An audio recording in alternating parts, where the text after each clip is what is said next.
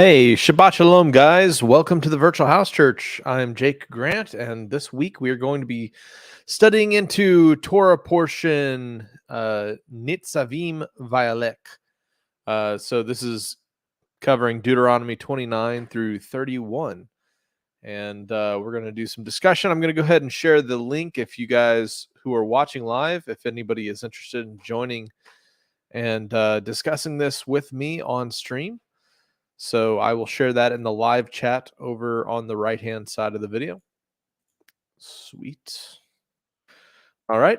I just posted it there. If you'd like to join, click that link and try to have a working webcam and a microphone. So this week is a double portion, it looks like.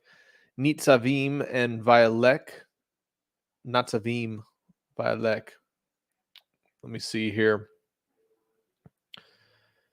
So yeah, it looks like a double portion. We're getting towards the end of our Torah portions here. Sukkot's coming up very soon, and so we're gonna have the resetting of the Torah portion cycle. For those of you who aren't familiar, the Torah portion is a great cyclical way of studying the scriptures.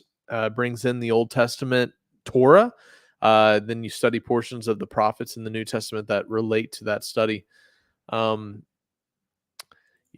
was called the Word, right? The Word made flesh, and he came teaching the doctrine of his Father's commandments. And whenever we study the Torah, we learn about the character of the Almighty through what he commanded us, because he's defining for us righteousness and wickedness, holy and profane, and that's why we study these kind of things out. And the Deuteronomy text is the second telling of the commandments. It's Deutero is talks about the double, like it's the repeating of all the commandments that we get from Exodus through to Numbers.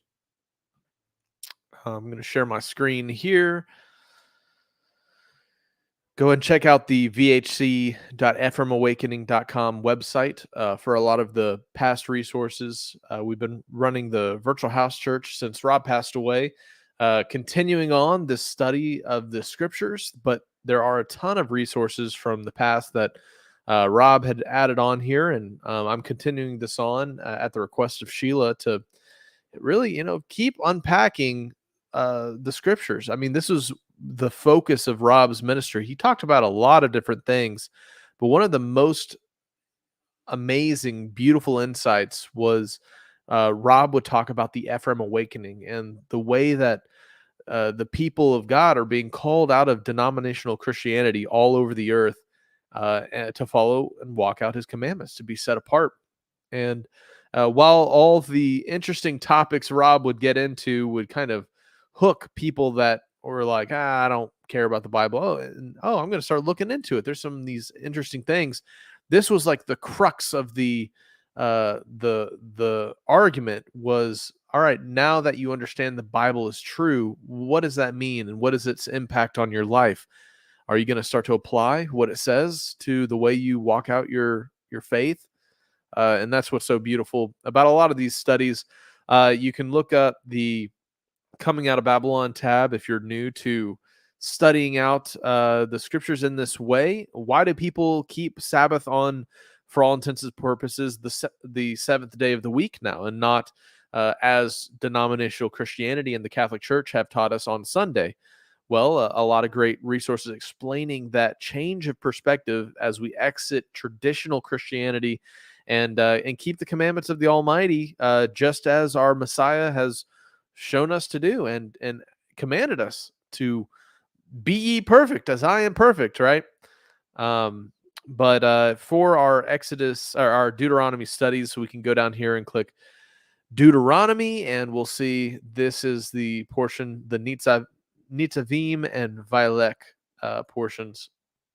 So some of these pages here are having some technical issues. I think some of the image links have been broken, and so I'm trying to get to the bottom of that, but we've had a little issue, so that's why it kind of looks a little janky on the back end there. I'm still trying to figure out what the issue is. But you can see a lot of the previous broadcasts that Rob had posted 2016 all the way through 2021, where Juan Carlos and I was studying it out. So let's go ahead and get started. For those of you who are interested in joining on the stream to discuss this with me, I'd be more than happy to have somebody on. But let's go ahead and get started. So Nitzavim and Vailek, so that portion is Deuteronomy 29 through 31:30. So let's go up here. And we're going to do a little read through. And if anything stands out to me, I'd love to discuss it with you guys in the chat as well. Even if you don't want to join on live, please feel free to, plug in your insights there in the live chat. We just got through the portion covering the blessing and the curses. And it's really interesting whenever we look at Deuteronomy. It sums up not only the commandments that he already had spoken and kind of gives a line by line. All right, here let me remind you all the things that you need to be doing, because the people were at the end of the life of Moses, and they were about to finally get to go into the Holy Land. And we see that they had been wandering in the wilderness for 40 years. All that generation that rebelled died off. Moses gets to see the land, and then he dies, and then Joshua is preparing to take them in. So that's one of the reasons that they repeat the commandments. It's just a reminder of this next generation. All right, this is who you are and what you're about to accomplish. All right, so that was a little backdrop here. Let's start off. You are standing today, all of you, before Yahuwah your God, the heads of your tribes, your elders and your officers, all the men of Israel, your little ones, your wives, and the sojourners who is in your camp, from the one who chops your wood to the one who draws your water, so that you may enter into the sworn covenant of Yahuwah your God, which the Lord your God is making with you today, that he may establish you today as his people, and that he may be your God, as he promised you, and he swore to your fathers, to Abraham, to Isaac, and to Jacob. It is not with you alone that I am making this sworn covenant, but with whoever is standing here with us today before Yahuwah our God, and with whoever is not here with us today. I always thought this was an interesting passage, because you see these repetition of covenant making. Whenever a people would mess up, right, they would break the covenant. You'd often see him reiterate the covenant that of promise. And we see this definitely here. I mean, he had already kind of gone through this marriage picture at Mount Sinai with the people who had exited Egypt, or Mitzrayim, and now he's repeating it again. And so to me, it just shows the cyclical pattern throughout history, that he's always been open to keep going, which is when people as a generation fall away. Then the next generation that chooses righteousness, they stand before him and they once again say, we will enter into covenant. We will keep your ways. We will be the set apart people. And I think that as a pattern that we can see repeat all the way into till today. You know how we lived in the land of Egypt, and how we came through the midst of the nations through which you passed, and you have seen their detestable things, their idols of wood and stone, of silver and gold, which were among them. Beware lest there be among you a man or a woman, or a clan or tribe, whose heart is turning away today from Yahuwah our God to go and serve the gods of those nations. And beware lest there be among you a root bearing poisonous and bitter fruit. There's all this interesting metaphor throughout the scripture of us being as trees, and the fruit we bear in our life, a testament to the faith that's within us. And it's interesting here, the association with those whose heart turn away from Yah, and lest there be among you a root, bearing poisonous and bitter fruit. So it's using this biological expression associating the lives of men with a tree that bears fruit. And of course, we know Psalms 1, right? Blessed is the righteous man. He's like a tree planted by the rivers of water that bringeth forth its fruit in its season. And this is a repeating theme throughout the scripture.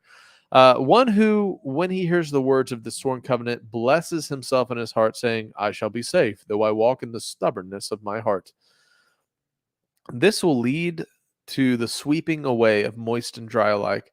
The Lord will not be willing to forgive him, but rather the anger of Yahuwah and his jealousy will smoke against that man. And the curses written in this book will settle upon him, and Yahuwah will blot out his name from under heaven. And Yahuwah will single him out from all the tribes of Israel for calamity in accordance with all the curses of the covenant written in this book of the law. To me, there does seem to be a difference between somebody who is ignorant and walking in wickedness, and somebody who is in the know and chooses to still, in the stubbornness of their heart, reject the way of the Almighty. And it's a sobering thing to think about.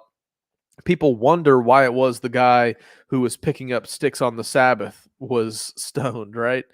Why is that? That seems like such a minor thing. I mean, people all the time are doing things on the Sabbath. Well, the thing is that guy lived in community with those who had made these covenants. And whenever you see kind of the language there, him gathering sticks on the Sabbath day there in Exodus was a stubbornness of heart action where he was demonstrating, I will do this thing despite being commanded, because I'm going to show that pretty much I'm the God of my own life, not yeah. And so I think this is the similar situation with what it's talking about here. Um, the people with the stubbornness of heart that bring the curses written on them, because when you open yourself up to the blessing, you also have to open yourself up to the correction. And yes, it's a tough thing to be corrected, but whenever we know the truth, then we kind of we give the authority of spiritual principles to applied to our life.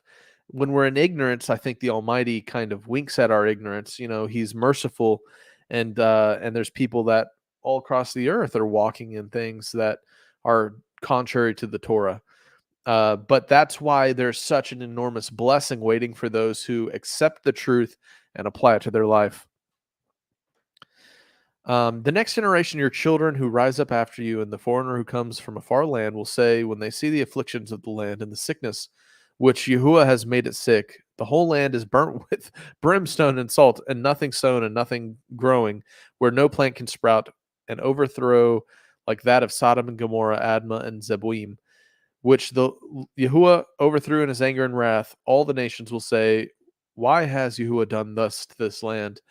What caused the heat of his great anger? And the people will say, it is because they abandoned the covenant of Yahuwah, the God of their fathers, which he made with them when he brought them out of the land of Egypt, and went and served other gods and worshipped them gods whom they had not known and whom he had not allotted to them.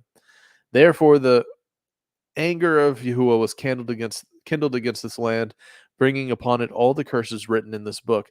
And Yahuwah uprooted them from their land in anger, and fury and great wrath, and cast them into another land, as they are this day. The secret things belong to Yahuwah our God, but the things that are revealed belong to us and to our children forever, that we may do all the words of this law. Oh man, so this is a really interesting verse in itself, because it brings to mind that that premise of how it's the glory of kings to seek out, or it's the honor of kings to seek out a matter, and the glory of Yah to conceal it. Well, this is kind of a nod to that. It makes me wonder, what are these secret things, and how do we compare that to the things that are revealed, right? Because whenever it comes to an empirical faith, what you actually apply to the way you live your life, we have to base off of one of two things: the word of man or the word of our Creator. And in today's world and all the different religions, We have people basing how they live their faith life off of the words of man, after the wisdom of man. However, when we look at the Holy Scriptures, right, we'll find that a majority of the things that that he says to us, um, are true forever. And I know I said majority, but yeah, it's everything. They're all true because he doesn't change. And so these would be considered the things that are revealed.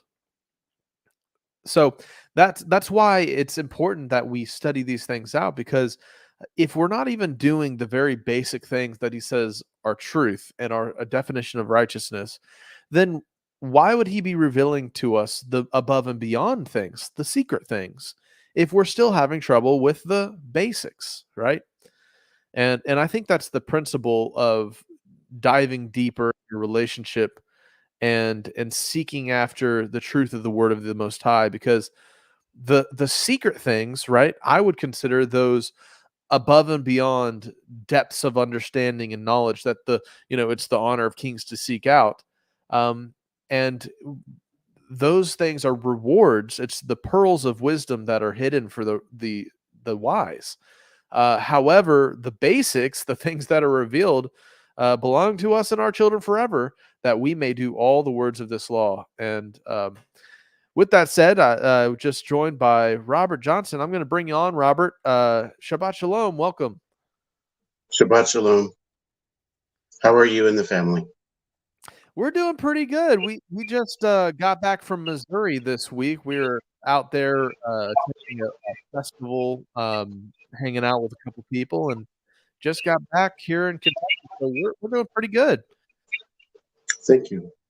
That's awesome. You said something about 1 or 2 minutes ago, and what I've been researching for over a month of late really hit me a day or two ago. And what I'm learning lately is how, if you live in the United States, you have accidentally entered service into the United States government, and you pay taxes and you do things, and I started to equate that of, why do we donate money in the United States to the IRS? Isn't that equivalent to washing your hands, just because everyone tells you to, or wearing a mask because everyone tells you to? And you drill into the laws of the Constitution and the laws underneath the Constitution, and you're learning, I've donated money, maybe by coercion and maybe by custom and society, into these things. And so I'm learning the difference of, like, well, to become a state national, where this is relevant to the Torah portion. That man who picked up stones or sticks, gathering and chopping a tree and everything that is possible he didn't just do that because it got whispered amongst the Pharisees and Sanhedrin, well, you better not do this. No, it was something that was revealed to him amongst all the rest of the people. This is the truth. This is Torah. This is Dabar Elohim. This is straight from Yod-Heh-Vav-Heh. And this difference of what is law, what are the customs and coercions and whatever of man that lead us astray, he was disobeying a literal Dabar Elohim by doing that. And all of these ways that that the American and Western and many of the 20th, 21st century churches practice. Is it the first day of the week? Let's gather on the holy day created by Constantine and the Roman Catholic Church. Are we celebrating? Never do we celebrate trunk or treat. Well, no. The festivals are in Leviticus, and it starts with, guess what? Shabbat. It continues through the calendar year. And those are not customs of man. Those are not wash your hands because we suggest you do so. Wear a mask because you might cough on somebody. No. Following the Devarim, following the Dabar Elohim, and then Yeshua preaches out of it predominantly, like Sermon on the Mount. Matthew 5 is predominantly the bar reiterated. There are psychologists or motivational speakers that go like, the big circle is the what or the how. The inner circle is the why. To understand the heart of our Yod He Vave is the great teacher and whom all attempted to keep teaching the why, the heart, the core of Torah. So I know I've done a little rambling here, but it covers literally from, do you wake up in the morning and say, I'm a child of Yod He Vave who placed me in this land, and I won't donate taxes to the wrong government. I'll donate to the needy and be charitable. Or will I just follow and make it a little critical, but will I be a sheeple, or will I be an obedient child? There's one path or there's the other path. A lot of this Torah portion covers, will you be set apart, or will you lead either yourself or a group of people into a community of sin? So that's a couple of minutes of what has been going on in my life and what I wanted to share.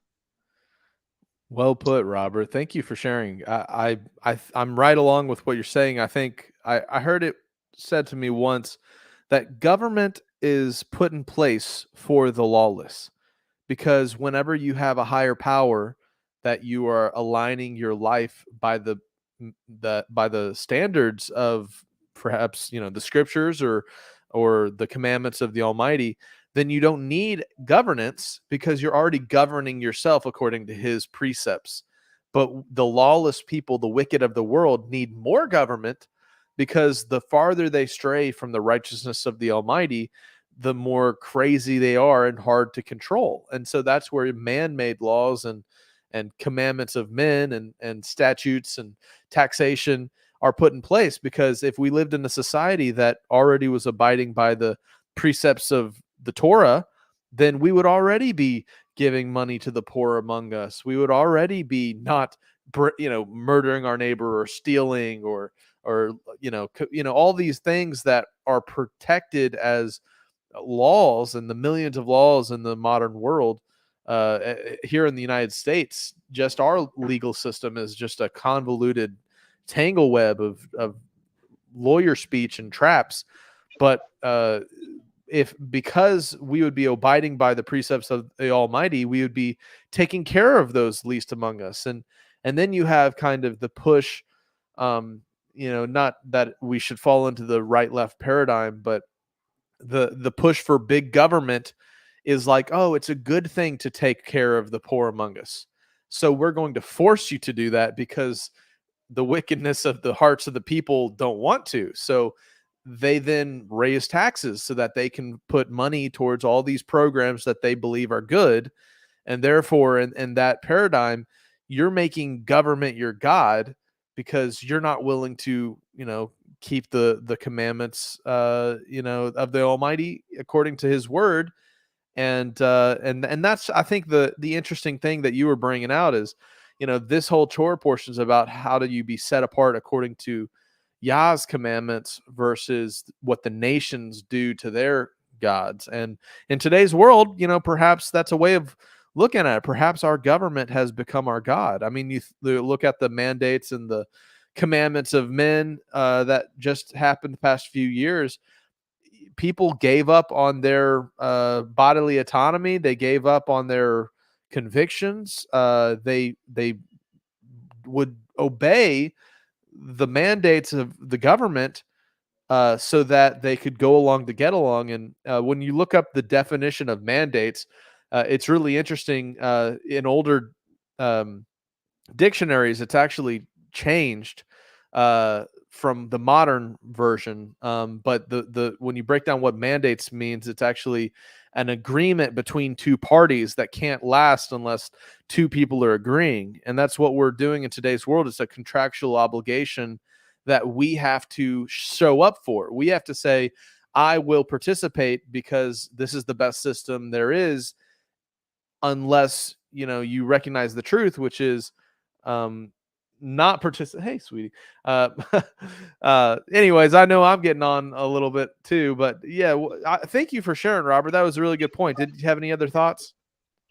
One extra thing. I don't know whether you interacted with him personally or through this platform, but I've read about half of Chad Schaefer's "The World in the Bondage of Egypt Under the Fallen Arches of Titus," and he uses the Deuteronomy chapter that says, "If you disobey me, the botch and the plagues of Egypt will fall upon you. You will re-enter Egypt."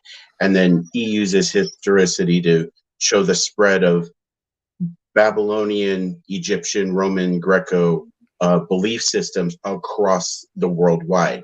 We are living in their belief systems. We are practicing things that are so astray, and it's all in the Devarim. Like we can place the blood upon our doorposts. We can have a converted heart, and we can, whether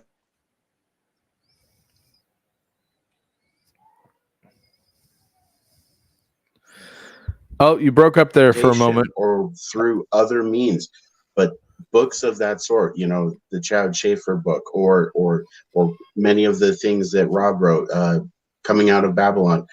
Not only is it in our heart, not only is it in our worship, some of the things are literally in our day-to-day.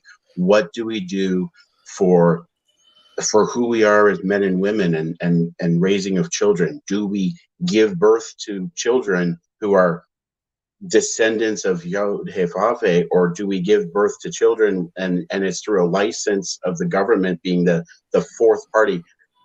Preacher says, power vested in me by the government of a certain state and the name of God. And it's like, oh, I've married somebody using an Elohim, a false Elohim. Will I give birth to a child who's born into an Egyptian, Babylonian, Roman, Greco system or not? Will I cast that away? And Devarim, and particularly that one chapter of, you will get these plagues and this botch on you. You will be spread diaspora across Egypt, because it will spread everywhere. Right here, you either choose blessings or you choose cursings. Please choose life and blessings. That's what I'm going to end it on, because we're taking up the time.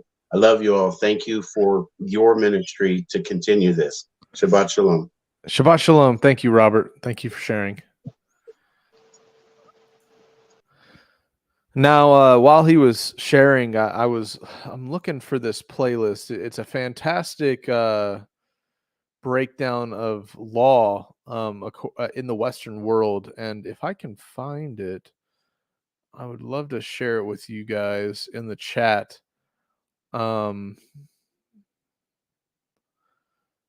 It's Jared.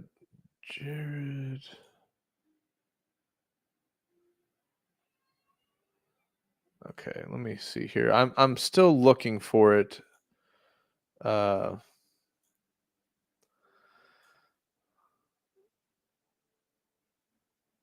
Yeah, just give me a moment. I'm going to try to find this playlist. It's a really great breakdown of law and the language.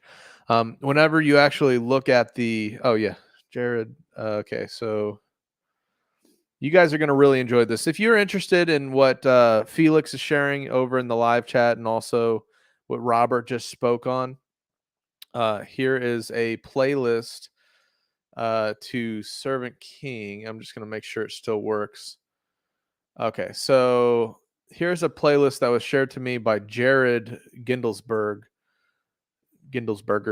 and I'm placing it in the chat now. And if you guys are interested in this discussion of law and legalese, this has been made private. It's hard to find online now, but it's a breakdown of the perfect swindle and how our legal system in today's world. This has to do with birth certificates. It has to do with our our identity as citizens or persons, and the language that, Black's Law Dictionary type stuff.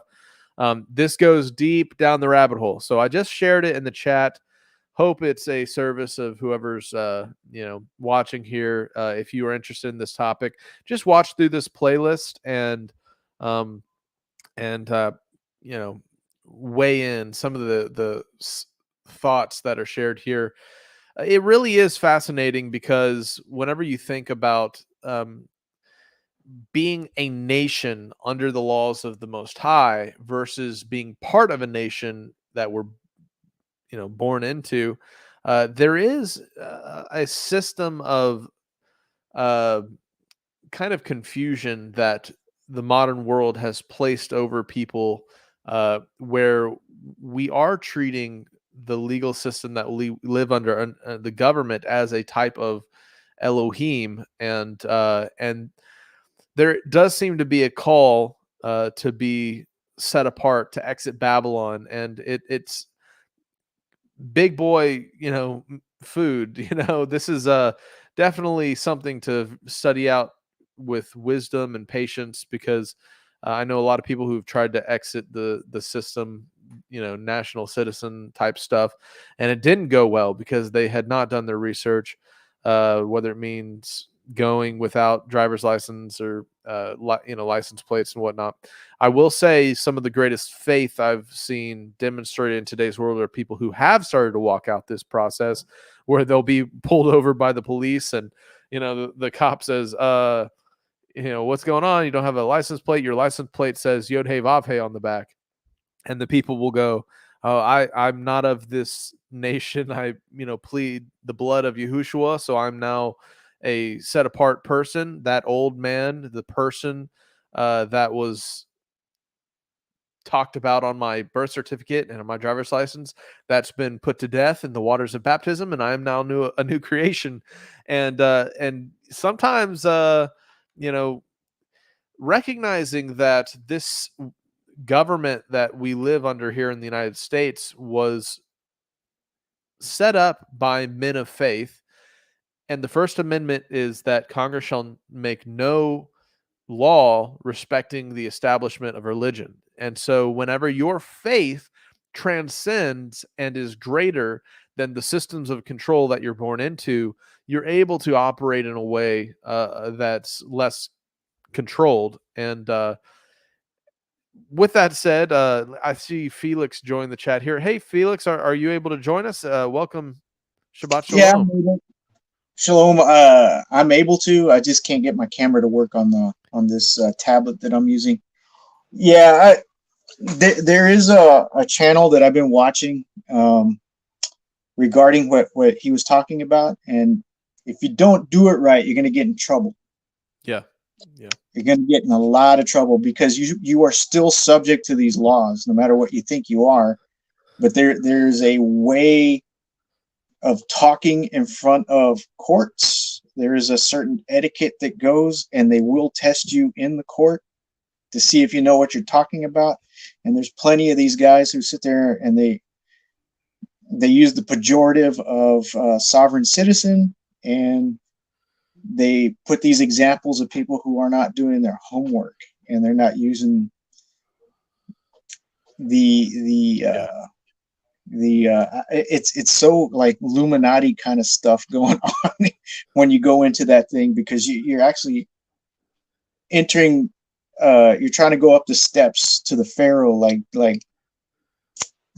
like Joseph did, right? So he knew what he had to say when he went to talk to the Pharaoh, because if you look at that, he has to go up the steps to the Pharaoh anyway. So you have to learn their lingo. You have to know what papers you need to file, because you have to do it on the up and up, or else you're going to go the way of Kent Hovind, because he went to jail for the same thing. So there's examples of doing it the right way and the wrong way. So that's all I got to say. I mean, it sounds great. Sounds good, because I went to, I think I shared the link with you. I went to go learn how to build a cabin out of aircrete and all that kind of stuff. And that guy teaches the same stuff. But if you don't know what you're doing, don't even try it, because it is Yep. Yeah. incredibly involved. Incredibly involved. It isn't a magic wand or anything like that. If you're a lazy person, you don't like doing homework, you don't like getting or researching what proper forms you need to file with the IRS and the State Department. It goes all over the place. So just be careful, guys. Be careful. That's all I can tell Yeah. you. Use a little wisdom and educate yourself. Yeah, That's all I Felix, can. you would be interested as well. I don't know if you've seen this presentation that I have on screen now. I shared this link in the live chat, but it is a comprehensive breakdown in very kind of layman's terms of all that we're talking about. And it breaks it down in the big, you know, bold explanation that you, if you don't have your research and you don't understand the very base level concepts, because our language has been almost completely just twisted, where the words we say don't mean the definitions that are used to then prosecute us, or in a legal setting, words mean completely different things than the average It's day person would understand. it's a contractual thing, and people who work with contracts, that's it goes off on different meanings to what we would think. And it wasn't Yeah. supposed to be that way, but it happened to be that way. And then it goes like maritime law and law of the land and law of the air. I mean, there's so many things on there. Like I said, it's like that Illuminati kind of weird stuff. It's just crazy. I mean, it isn't like plain English or plain whatever language you speak in the world. There is a very like in the public and the private, you don't mix the two. So I don't know if you remember this, but when they were questioning Hillary Clinton for what happened in Benghazi, she mentioned that. She said, I don't operate in the public, I operate in the private. And then if you noticed, everybody kind of backed down after that, because they know. You ever wonder why they have classes for the freshmen who come into Congress? There's classes that they go to and their spouses go to and their family goes to prior to, starting their first year in Congress. And for me, I've never done it, but I believe they explain these little rules to them before they go in there. Well, I could see that for sure. I mean, they give them a rundown of how the words you speak make you liable. And it's very interesting. I mean, I think we mentioned it the last time a few weeks ago when you were on, about how, like, if you're pulled over by a police officer and the officer says, "Here's what you did. Do you understand me?" And Yeah. then you respond, "I understand you," then you are demonstrating a lingual recognition of you are standing under his authority. And like, I mean, that was just kind of a rough example. And good luck doing, trying to play word games if you don't know your homework, because oftentimes not only will the police officer, the sergeants might understand, but most everyday police officers working the beat, they don't know this stuff either. I mean, they're okay, they pick it up as they go, but a lot of them won't recognize what somebody's doing either. So 97 roughly. And a lot of this was foreign to me because I haven't moved up or anything like that. I just don't see myself being supervisor or anything like that. It just leaves a bad taste in my mouth. But anyway, what I'm trying to say is today's lesson is stand, and entering in a covenant, and he's going over the laws that Yahweh gave him. Yeah. And to be set aside or set apart for himself, for Yahweh. And it's said in the New Testament to not worry about when they bring you in front of these people, in front of these kings and leaders, to worry about what you're going to say, because the Holy Spirit is going to get you to, is going to tell you what to say, or inspire you what to say. And that's when you make your stand. And I believe that's the way to go. And all this other stuff that everybody does with SPC, what is that, secure party creditors and all that kind of stuff, that is a way to stand, but it's a man's way to, it's man's laws and standing on those laws and knowing what it is. I mean, because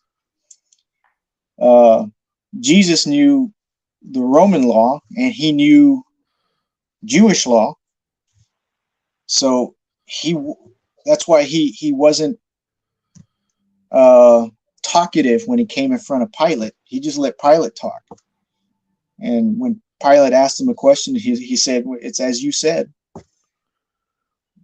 So, I mean, there's examples there, and then it goes all the way up. So if you get into those areas, just remember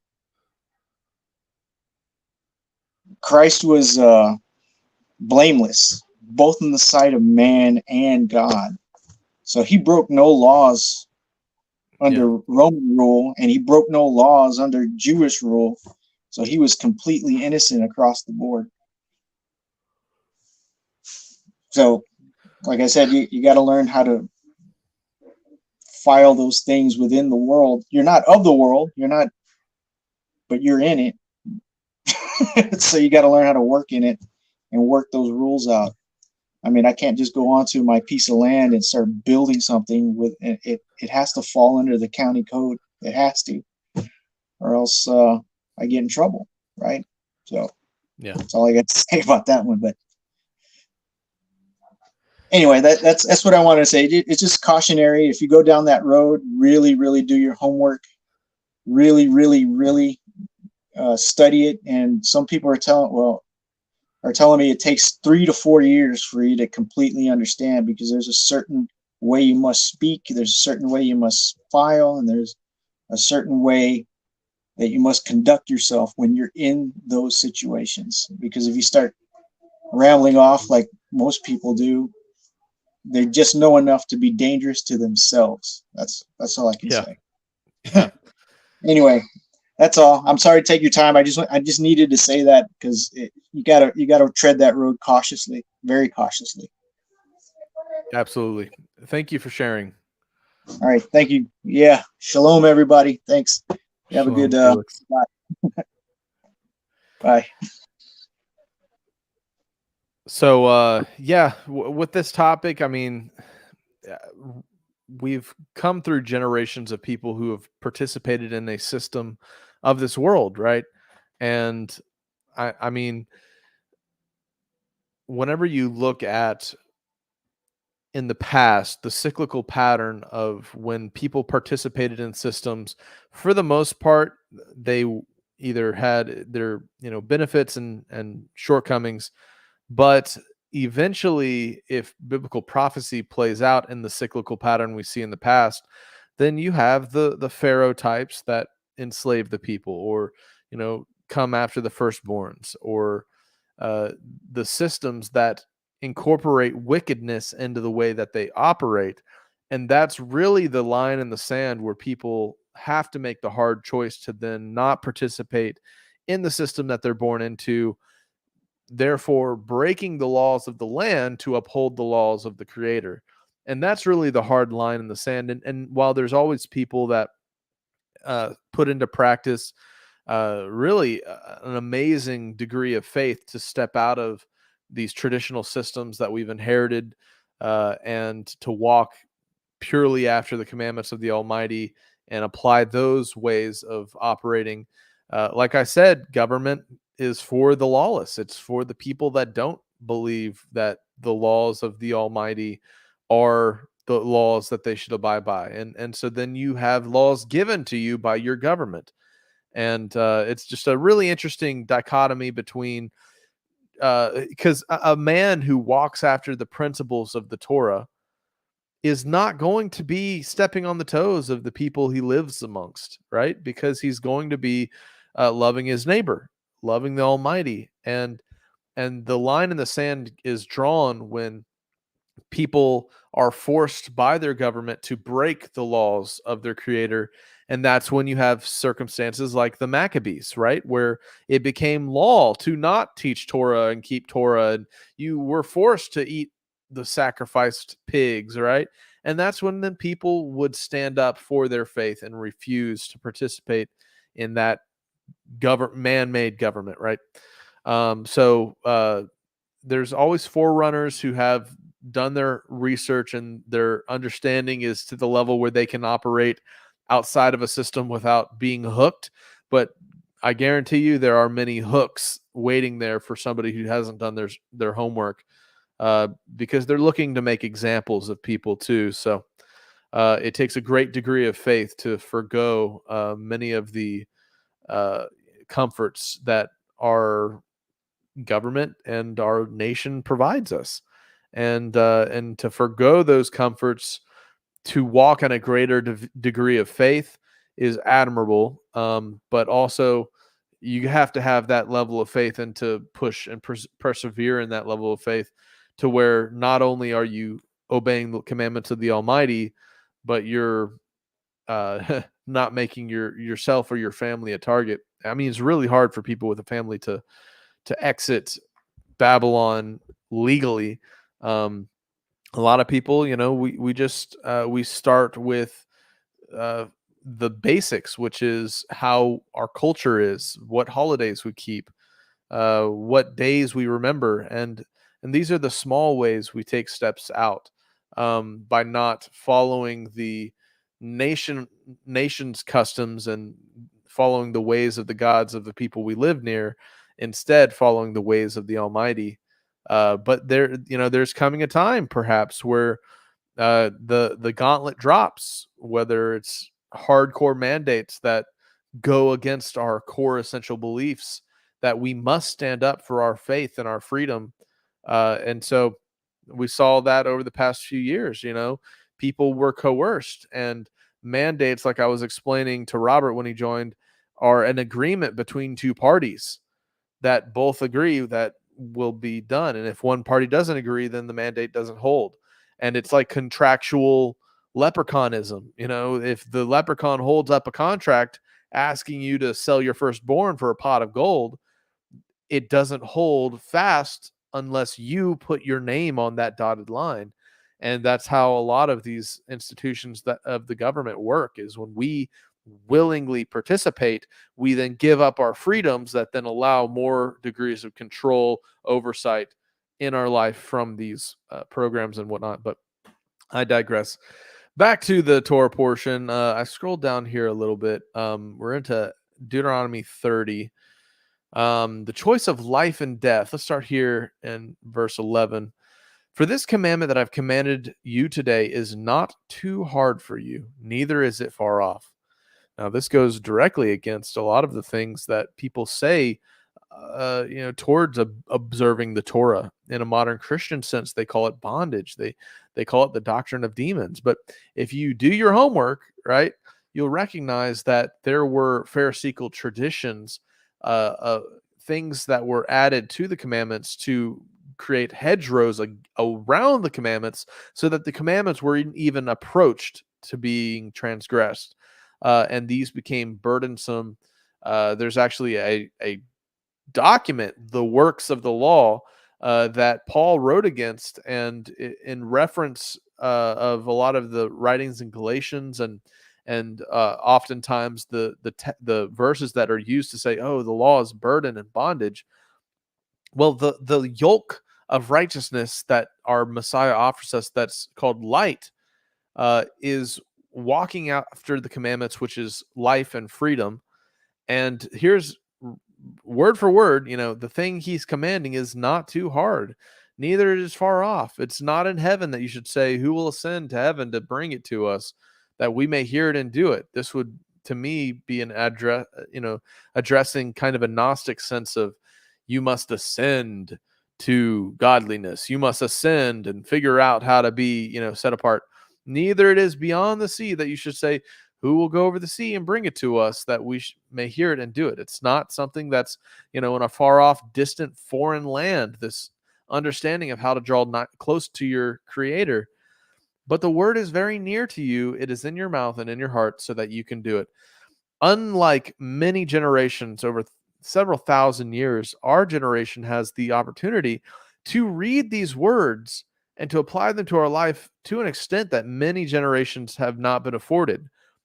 Think about tools like the Blue Letter Bible, where we can search any single verse in the you know entire Bible, and we can pull up every single reference, and then we can look at the original language. We can look at the lexicon. We can look at the concordance.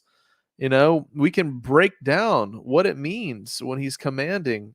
We can look at the original language, and we aren't required to be priests anymore. We don't have to be Latin speaking Catholic priests, or after the Protestant Reformation, we don't have to be scholars that know Greek and Hebrew and Latin to be able to read and decipher the ancient text. Now we have the tools at our hand, unlike any other generation I feel before us, and that's allowed this to be true, right? It's not too far for us anymore. We literally have the tree of the knowledge of good and evil in our pocket, and we have the opportunity to study these words out, and that's why we are doing this. That's why we're studying the Torah portion, not in a rote sense of, oh, we're just reading the words and there's some kind of a magic effect, but rather reading the words to understand them and to apply them to our life is such a beautiful opportunity. And I think it opens us up to greater degrees of, yes, responsibility, but also greater degrees of holiness and righteousness that we, with our free will, can pursue after. And that's beautiful. I mean, that's really is. See, I've set before you today life and good, death and evil. If you obey the commandments, excuse me, the Lord your God that I command you today, by loving Yahuwah your God, by walking in his ways, and by keeping his commandments, his statutes, and his rules, then you shall live and multiply. And Yahuwah your God will bless you in the land that you are entering to take possession of it. But if your hearts turn away and you will not hear, but are drawn to worship other gods and serve them, sometimes we are drawn away to worship and serve ourselves as God, right? I declare you today that you shall surely perish. You shall not live long in the land. I call heaven and earth to witness against you today that I've set before you life and death, blessing and curse. Therefore choose life, that you and your offspring may live, loving Yahuwah your God, obeying his voice and holding fast to him, for he is your life and length of days, that you may dwell in the land that Yahuwah swore to your fathers, to Abraham, Isaac, and Jacob, to give them. And kind of what we're talking about in today's world is we're in a foreign land. We're in Babylon. We're in Egypt, and we're doing the best we can. We are the lost people that are spread across the earth. But our hearts are drawing closer to the Almighty. And that's the beautiful thing about the world we live in today. And there's such a rare people that actually desire to walk and see his commandments in their faith walk. And it's unfortunately the traditions and doctrines we've inherited over thousands of years of playing telephone and having to depend on the men that were, priests or whoever who had to interpret the word.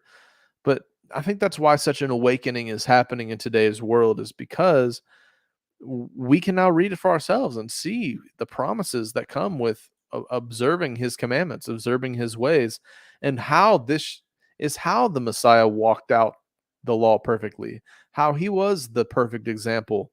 The greatest form of flattery is imitation. Well, no matter where the Almighty has you, there's always areas in our life that we can apply more of his word to draw closer to him. And it's such a beautiful growing process. That's why we see these cyclical patterns with the feasts and the Sabbath day, because we're not going to have it all worked out. A baby doesn't learn to walk in one day. A baby learns to first crawl and then kind of wobble and stand on their feet, and then they begin to toddle, and then they begin to walk. And so I think that's what the beautiful way that walking out his Torah should be applied is it starts with the humble heart, not the stubborn neck, the humble heart that says, okay, I'm just going to be willing to learn. And then he then teaches you and trains you, and you grow in righteousness. So we see here he breaks down Joshua to succeed Moses. Moses summoned Joshua, said to him and all side of Israel, "Be strong and courageous, for you shall go with this people into the land Yahuwah has sworn to the fathers to give them, and you shall put them in possession of it." And so there's a sense of heritage, and the elders of the generation before us teaching the wisdom to the next leaders that will guide the people and to shepherd, the flock, so to speak. And then, of course, the summary, then Moses wrote this law and gave it to the priests, the sons of Levi, who carried the ark of the covenant of Yahuwah to all the elders of Israel. And Moses commanded them at the end of every 7 years, at the time in the year of the release at the Feast of Booths, when all Israel comes to appear before Yahuwah your God at the place he will choose, you shall read this law before all Israel in their hearing. So if you weren't a Pharisee and you worked and you were illiterate, or you were in a far off land, or you were on a farm, in some part of Israel, taking care of your animals and whatever, and your only opportunity to go up if you were far off was every 7 years. I mean, think about that. What if you only heard what we've been studying in the Torah portions once every 7 years? What if you only heard it once every year, even if it was that, common? You'd go up to, the feasts and hear them, teaching. The Pharisees, of course, they devoted their lives to studying it, but the everyday person, thousands of years ago, it was a very rare circumstance for them to hear the wisdom of the Torah. But yet, think of the position we're in today, where we can read it and study it every single day to dive deep into, just like Robert was describing, they had the two circles. You have the what to do, right? And then inside that, you have the why we do it. And now we have the opportunity to really figure out why we should be doing these things. But I will say the greatest degree of faith is when we walk out the things we don't understand and we apply them regardless of, whether it makes sense or not. It shows that you have faith in the one that gave it, and not just faith in your own. Don't lean on your own understanding, right? All right. So Joshua commissioned to lead Israel. And next week we're going to break down the Song of Moshe. This portion ends that the Moses spoke the words of this song until they were finished in the ears of all the assembly of Israel. A lot of people don't know that the Song of Moses, there's actually two possible songs of Moses. The songs in Exodus when they left Egypt, a song of joy and triumph of how he delivered the enemy into his hand. And then we have the Song of Moses, which is incredibly prophetic, and actually the voicing and the wording of it seems to be that it actually is a song sung by the Messiah upon his return in the future. So we'll be studying into that next week. I'm really excited because it's just a beautiful breakdown of prophetic concepts and a summary of truth, but also very important because the 144,000 in the book of Revelation are said to have known by heart the Song of Moses and the Song of the Lamb. And so we can debate next week whether that song is the song in Exodus or this song that's at the end of Deuteronomy. But I think I'm going to wrap it up there and go and do some Shabbating with my family, do some study with my wife. And so thank you guys for joining once again the virtual house church, and thank you so much, Felix and Robert, for joining the discussion and sharing on stream. It's so great to have so many minds coming together to study this out and grow stronger in our faith together. I'm just a guy. I'm not your pastor. I'm just a guy studying this out and trying to work on my own life. And so I appreciate all your guys' wisdom over in the chat. And if you haven't yet, feel free to join the Virtual House Church Discord, which they usually do a whole read through, and I'm not often in there. I've joined, every once in a while. Oftentimes, I'm spending Shabbat with my family, my girls. So, but there's a great number of people that join, a lot of really solid believers that have a lot to share on their studies. And so if you're just joining for the first time and you'd like to, go ahead and check out the Virtual House Church Discord. Robert just shared that over on the chat, and you can go over there and have more people to discuss the word with. So, all right, I'm going to wrap us up here with a song, and we'll leave it at that. I think we'll play Psalm 3. All right, Shabbat Shalom, everyone. Happy Sabbath. Thank you for studying along this portion with me, and until next time, I already said Shabbat Shalom. All right, peace.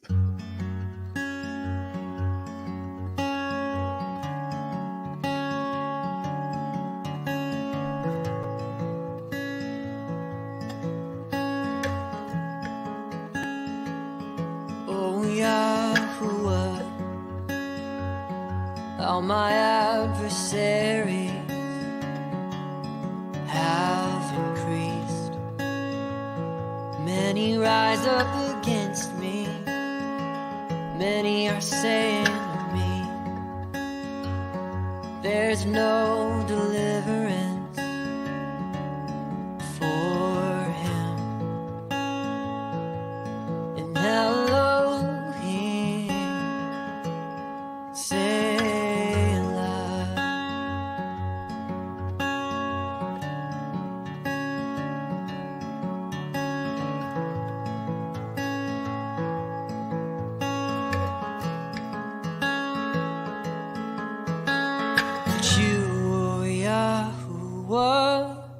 are a shield for me. You're my esteem. You're the one who lifts my head up, and I cry to you with my voice, oh yeah. And he answered me from his Kodesh mountain. Say,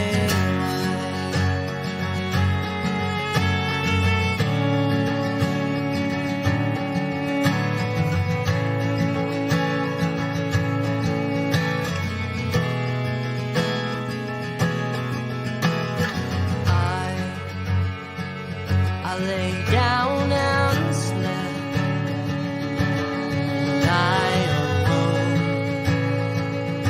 Oh, Yahuwah sustained me.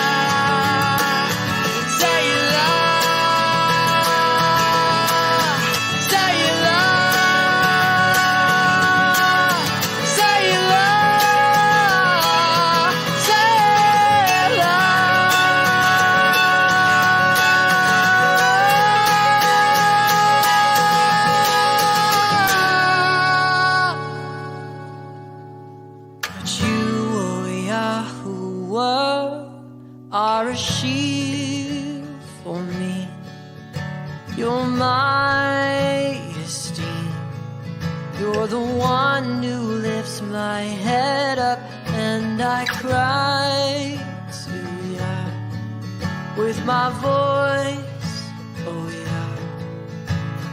He has served me from this cold ash mountain.